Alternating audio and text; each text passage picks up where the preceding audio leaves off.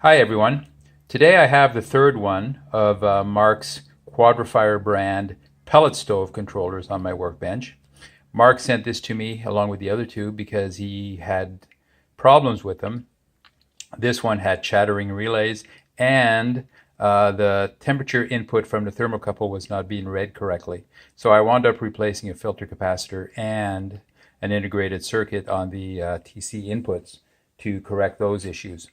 So I've gone ahead and made a few tests with it, and as I was doing that I noted that the green light, which is on the side of the controller here, will come on at about 260 degrees Fahrenheit, and the red light will come on at 940 degrees Fahrenheit.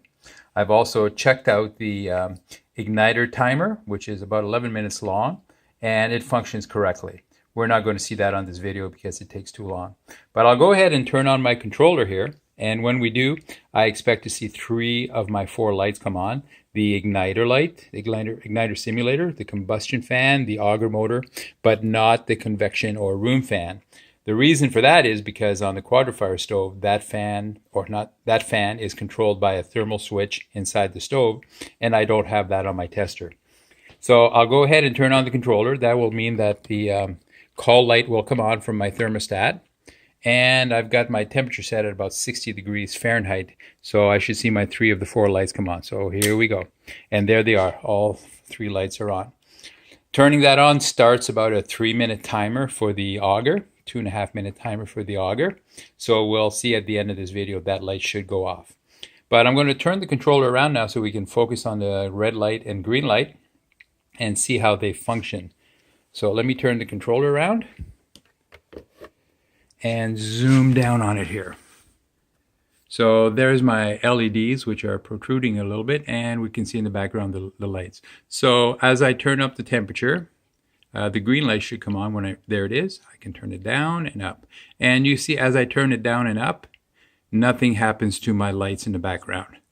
So I'll continue cranking the temperature up, and that will make the red light come on. And when that happens, that will turn off. There it is. That turns off the igniter. Back and forth, back and forth, back and forth. So that's functioning correctly. So I've got my green light, red light, and my igniter turns off when the red light comes on, which is normal. Now there's also the 10-minute cycle, which I briefly spoke about earlier, and the 2-minute for the auger. So I'm going to stand up again, turn this around back to normal position, and wait. I'll make sure my temperature is down below the 200, and we'll wait for the auger motor light to go off to tell us that the controller is functioning correctly. And when that does, that'll be the end of the video, and I'll be ready to return this controller to Mark. So Mark, in the meantime, I want to thank you for sending me your 3 controllers for repairs. I appreciate it very much. And once you get them, please be sure to test them all and let me know how they function in your stoves.